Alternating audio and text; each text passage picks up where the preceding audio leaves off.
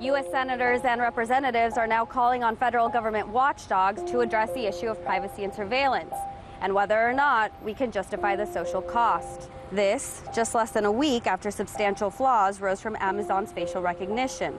This came from a test commissioned by the American Civil Liberties Union that falsely identified over 28 members of Congress as convicted criminals.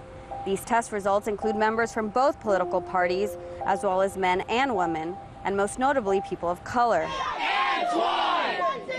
And given the recent racial disparities in law enforcement across the country, it's no wonder so many people are concerned with its use. Members of Congress are calling for an investigation of the pros and cons of the technology. 3 U.S. representatives wrote a letter to Amazon CEO Jeff Bezos voicing their deep concerns.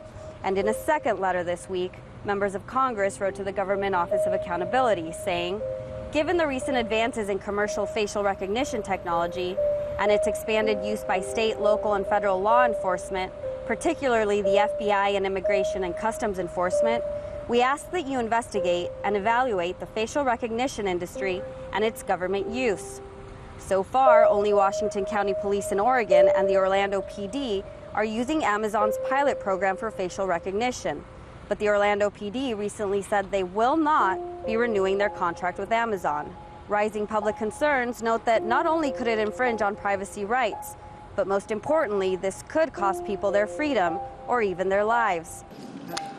While the letters focus on facial recognition in law enforcement, citizens are more broadly concerned with data collected on this software. I think we have to figure out how privacy plays into the technology realm, particularly with these kinds of technologies. And it's going to change, I think, in the very near future, how we look at privacy because of the invasion that this technology puts on the average citizen.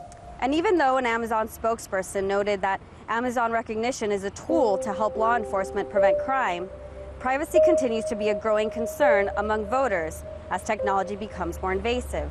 The bigger picture is as more and more data becomes available about each and every one of us, with more and more consumer and surveillance devices around us, debates like these will only grow more prevalent. The smartphone uses facial recognition technology to unlock it. But one day after Apple unveiled the iPhone 10, just one day later, a Democratic senator asked the company, what do you plan to do with all that data? It is the biggest leap forward since the original iPhone. In California this week, Apple pulled back the curtain on its latest gizmo, packed full of new tech and now new questions. We call this Face ID.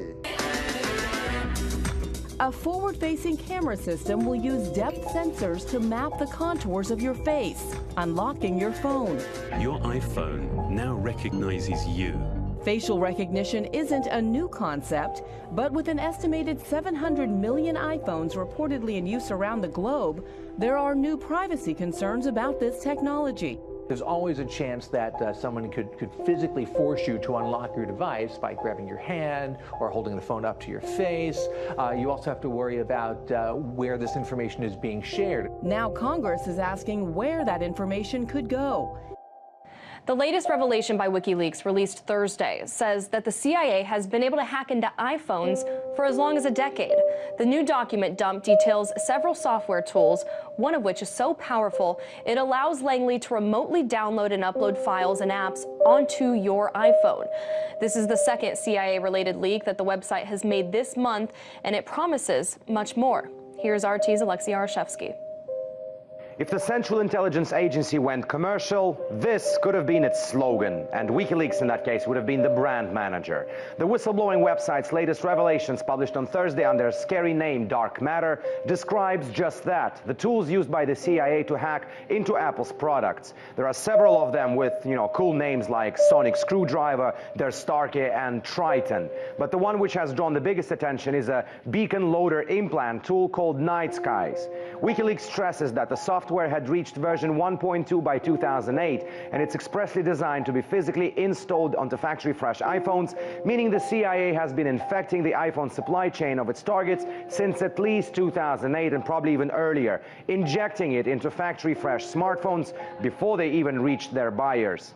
It comprises of three components: an implant, a listening post or LP, and a post-processing program. The implant obviously runs undetected on the phone once it has been physically installed, allowing the CIA to monitor the phone for activity like browser history file, YouTube video cache, or mail metadata. And then Night Sky sends the information to a pre-configured LP, which is like a Dropbox for the data, which then obviously being processed.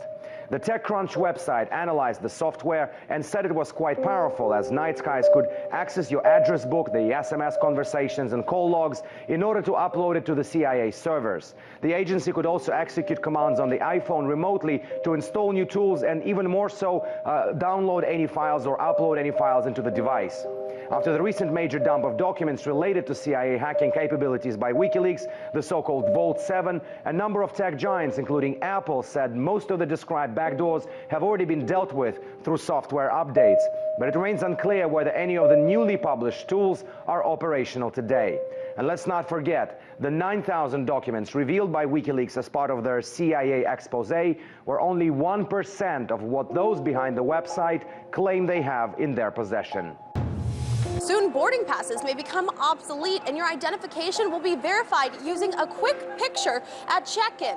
But the new process has sparked some major privacy concerns. I think a lot of people are concerned that once their face is out there, it can be uploaded to other surveillance tools that can track them throughout their entire movements throughout the country. And I think that's where people are saying it's an invasion of privacy. In an effort to boost airport security in conjunction with the CBP, JetBlue is now testing a paperless program that verifies travelers using facial recognition technology instead of a boarding pass, making your traveling experience quicker and easier.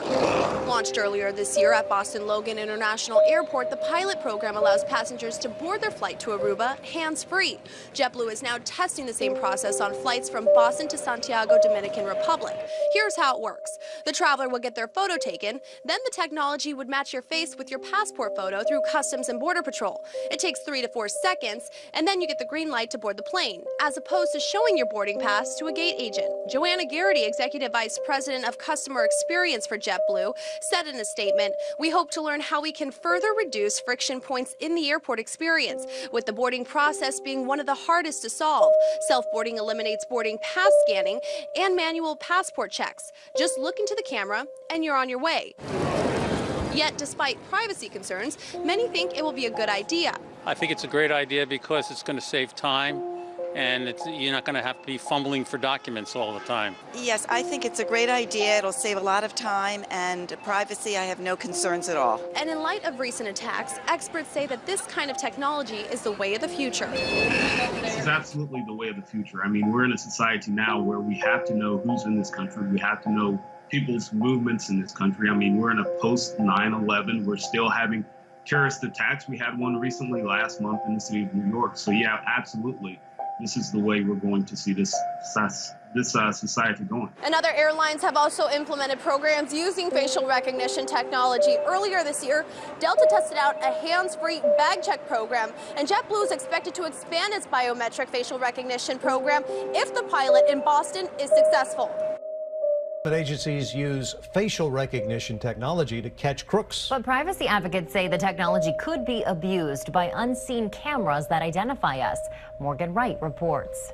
I think it's going to proliferate, and you're going to see it more widely used.